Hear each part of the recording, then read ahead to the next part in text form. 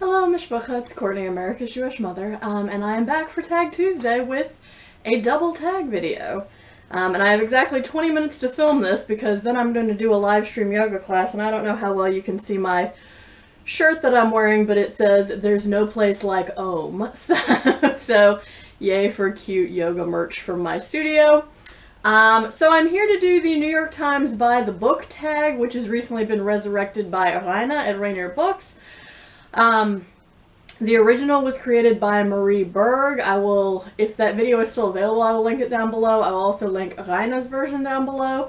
And I was double tagged by both Raina and Hannah at Hannah's book, so I will link all of their videos down below. So I'm going to do that tag first, and then I will do the Friends tag. The Friends tag was created by Emily at Novell Novels. I will link her video down below.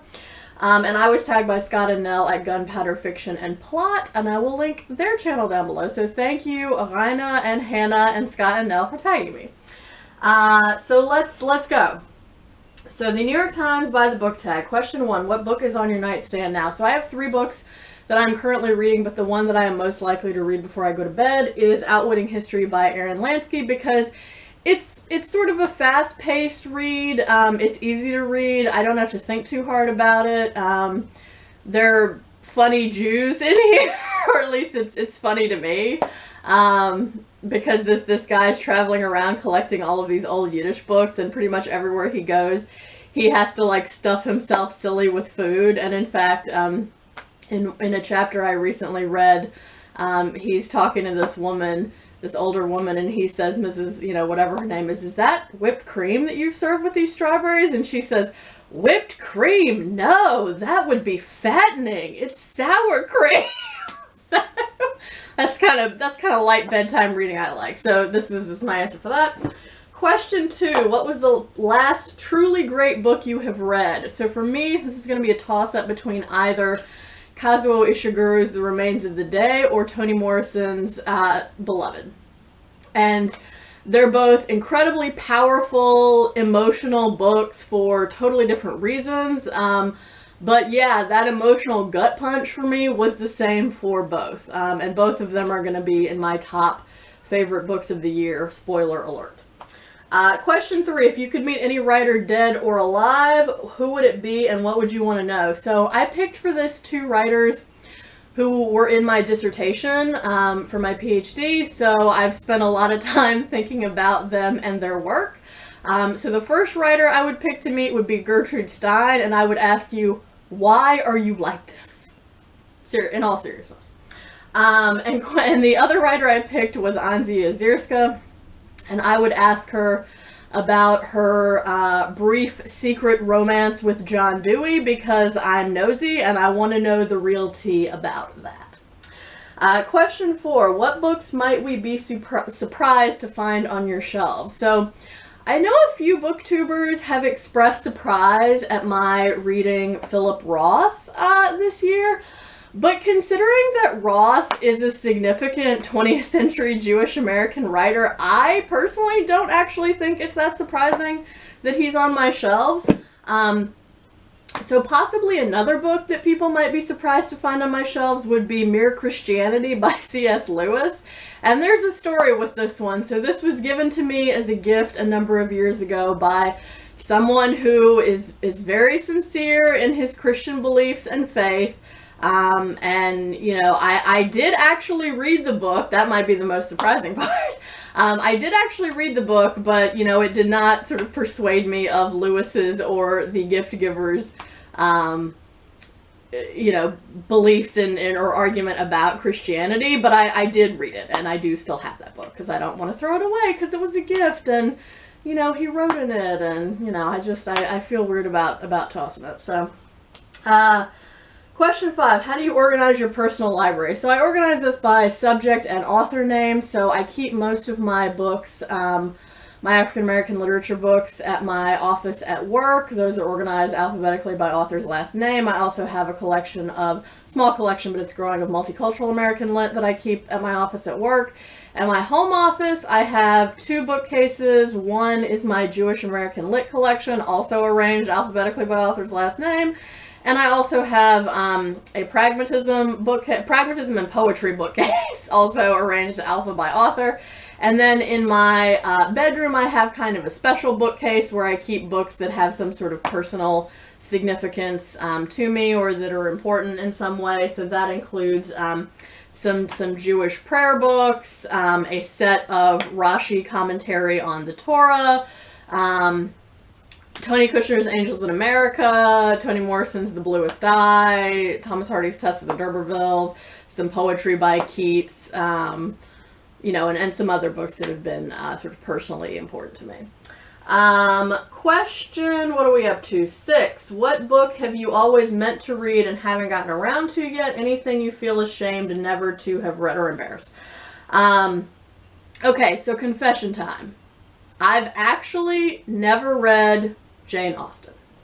And that is my author that I feel like I should have gotten around to reading her by now, but I just haven't managed to. So maybe in 2021 for Jane Austen July, I'll actually finally crack open a Jane Austen book and fix that. So, all right, question 7. Disappointing, overrated, just not good. What book did you feel you were supposed to like but didn't? And do you remember the last book you put down without finishing? So, in terms of a book that I feel like I was supposed to like but I didn't like, that was Louise Erdrich's A Plague of Doves, and that was very personally disappointing for me because I have quite enjoyed other of Louise Erdrich's books. In fact, I'm reading one right now that I'm really liking so far. But yeah, that one was just really disjointed for me, but I feel like some sort of weird outlier because I think a bunch of other people on BookTube who've read that book have really liked it. But Lindsay and I were both like, yeah, we don't get it. And the last book that I put down that I haven't finished yet, or that I DNF'd rather, was Paris Trout by Pete Dexter, because yeah, it's about an irredeemable sociopath and there was too much gratuitous violence, so I was not here for that. Question 8. What kinds of stories are you drawn to? Any that you steer clear of? So I really like character-driven stories. I like feeling invested in a character, watching them grow. I like rooting for them. So anything that's like really character-driven where you get in the character's head and get to follow them and see them grow and develop, I love those.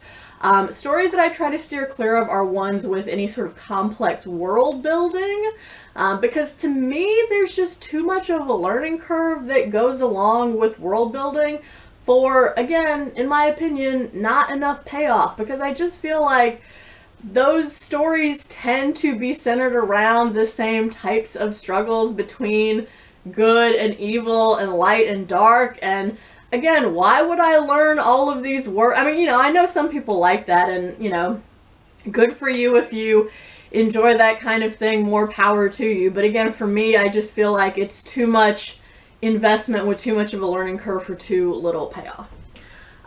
Question 9. If you could require the president to read one book, what would it be? So I spent a good amount of time thinking about this question. So for our current president, I would require him to read Yertle the Turtle.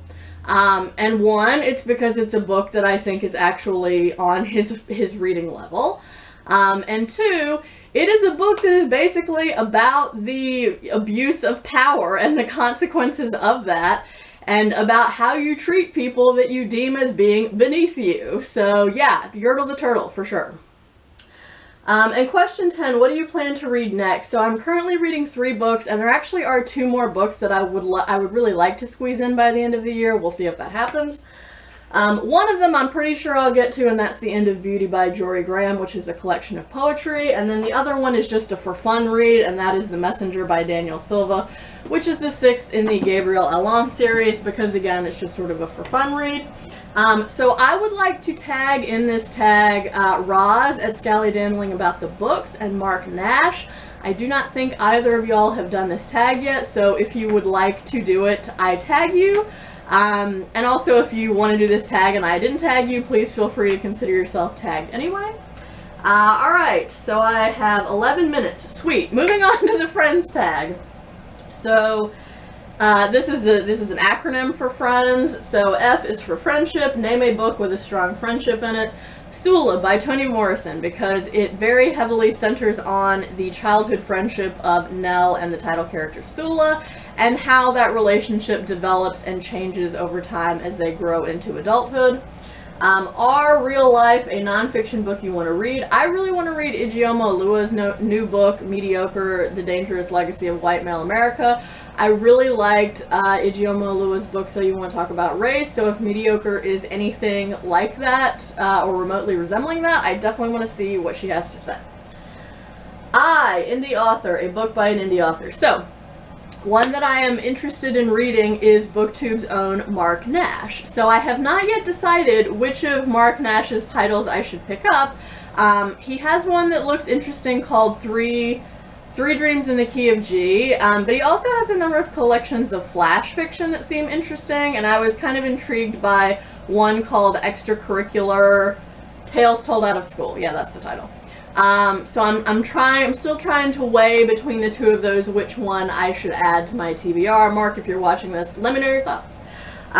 E is for Endings, a book where the ending made you scream. Oh my god, Love in the Time of Cholera by Gabriel Garcia Marquez. Ending totally wrecked the book for me. I have a whole rant video about this with spoilers, so I'll try to remember to link that down below if you want to check it out. N is for New, a new book you can't wait to buy.